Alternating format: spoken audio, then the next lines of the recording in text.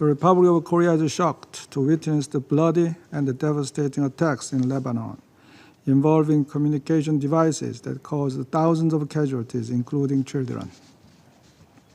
This unprecedented action signifies a deeply worrisome escalation in an already extremely volatile context. I would like to make the following points in this regard. First, we stress that under no circumstances can violations of international humanitarian law be tolerated. These indiscriminate attacks remotely targeted and seriously injured thousands of individuals without specific knowledge of who possessed the devices, their exact locations, or their surroundings at the time of the attack, at grocery stores, hospitals, and funerals. Such attacks raise serious concerns about whether the core principles of IHL, distinction, proportionality, and precaution, were upheld during these operations. Reports also indicate that the exploded devices, predominantly pagers and walkie-talkies, were harmless portable products which are prohibited from being used as booby traps under Article 7, Paragraph 2 of the amended Protocol 2 of the Convention on Certain Conventional Weapons. This further calls into question the legality of the operations, as highlighted by High Commissioner Turk in his briefing. We call on all stakeholders to immediately cease all violations of international humanitarian law. Second, the international community must come together in urgent and serious discussions to address the emerging risks posed by the unprecedented form of warfare witnessed this week.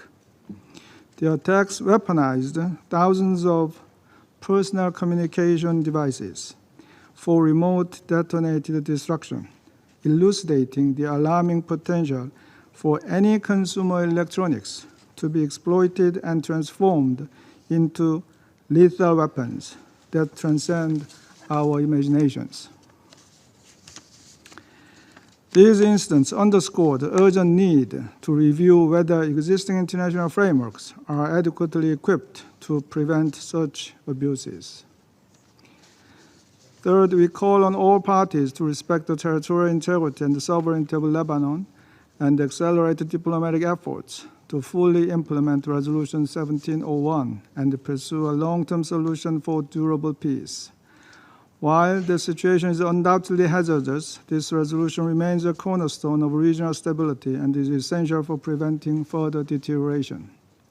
We urge all parties to return to the fundamentals of the resolution, including full respect for the blue line and the establishment of an area free of any armed entities other than the Lebanese armed forces. Fourth, my delegation strongly urges all parties to exercise maximum restraint and prioritize de-escalation during this highly perilous period.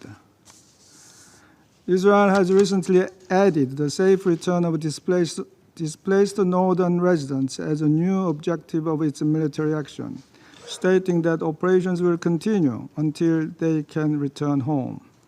It also conducted airstrikes today in a densely populated area in Beirut, which reportedly killed at least 12 people and injured over 60, including civilians, with others buried under the rubble.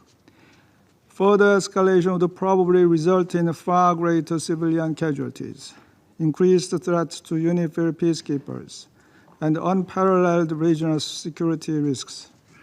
Indeed, from the Blue Line to Gaza, the West Bank, Yemen, and Syria, the region is on the brink of widespread and massive war.